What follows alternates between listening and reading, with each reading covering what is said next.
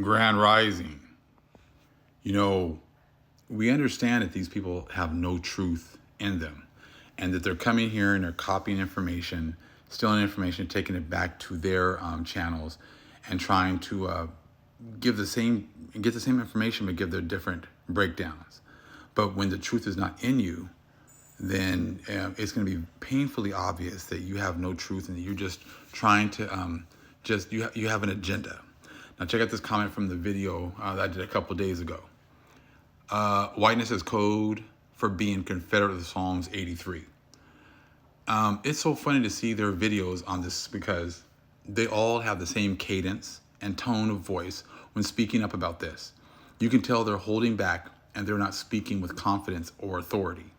There is reluctance in their demeanor, as if they are being forced to speak out, but are trying to hold back the more important details. And that's exactly what they're doing. They know there's no spirit, there's no force behind them all of a sudden talking about how they're going through these curses, they're going through these tough times, and now they understand how black people felt. Now let's all come together. That's never going to happen. Because when you had the opportunity to come together, you all work together to keep us at the bottom. And now the Most High is bringing this truth to light. And it's destroying you because there's nothing really you can do.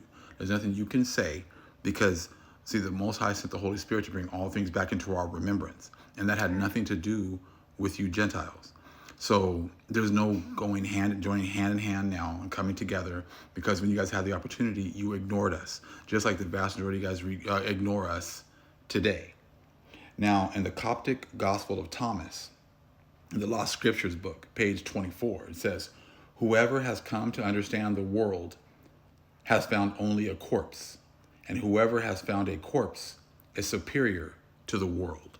Now, we understand that this world is dead. It has no life. That is why they are forced to copy everything that the true children of the Most High say and do, because they don't have the spirit to read and comprehend and express this truth. The only people that have the light of the Most High are the ones that are able to do that. Now, see, when Yahushua came, he said that he came to bring you life in abundance, right? Well, the vast majority of this world, they live their life like Groundhog Day, like I talked about earlier in the live I did this morning. They do the same things over and over again. It's just repeat and recycle day after day after day, year after year after year, decade after decade, century after century. There's nothing new to them. So when Yahushua said he can't give you more life and abundance, is to break you away from that spinning wheel cycle, to break you out of that Groundhog Day cycle, to show you how to, do things for the Most High, to build up treasure for yourself in heaven. The vast majority of the world here is just building up treasure in this Groundhog Day system, right? So when you look at the Odes of Solomon, also in the Pseudepigrapha, Old Testament Pseudepigrapha, it says, "And all of them who were lacking perished, because they were not able to express the word, so that they might remain." This is why the vast majority of the world is now coming to our channels, and they're looking at what we're saying, and they're hiding us. Like I talked about in my live this morning, when I went to a theology school, even in the 100 level classes of theology classes, they were talking about how a lot of the Bible, they got their information from this source called Q. And Q, they never told you what it was. Oh, they don't know what it was.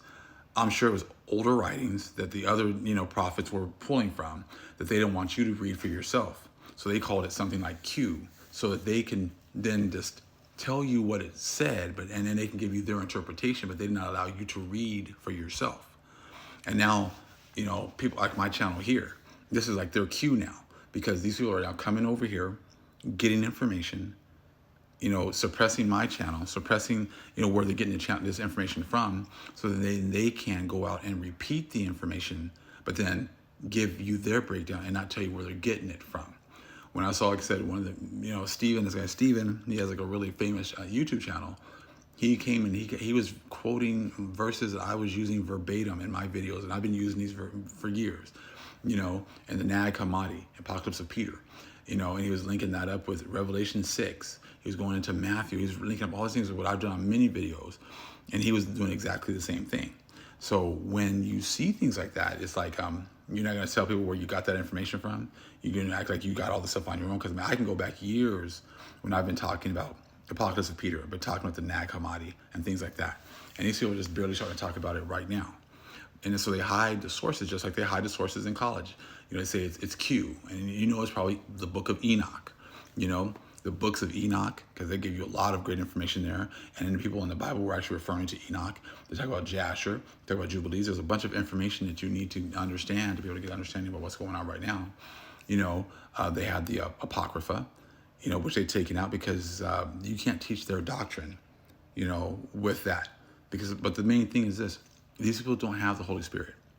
Holy Spirit never came back to bring remembrance for anything for these Gentiles. These people are in Psalms 83, this confederation against the Most High's chosen people. The Holy Spirit did that for us. And now that we have been getting this information, now these people are all stuck. So this is why when you read this, and you see them now trying to take our information and just regurgitate it and bring it back out and then apply it to Gentiles. You Gentiles, you have been experiencing the blessings here. So you can't talk about the oppression that you and your forefathers have gone through when you've been enjoying the blessings. Yeah, you might have had bad things happen to you, but nothing like the Israelites. So again, it's so funny to see their videos on this because they all have the same cadence and tone of voice when speaking up about this. You can tell they're holding back and they're not speaking with confidence or authority. There's reluctance in their demeanor, as if they are being forced to speak out, but are trying to hold back the more important details. And that's the thing, they're being forced to speak out because this truth is now all over the airwaves, and their silence is very telling. So they're now having to try to get people to come out and say certain things, but it doesn't fit the people who are mouthing these words. It doesn't fit because these curses were never on them in the first place. Much love, family. Shalom.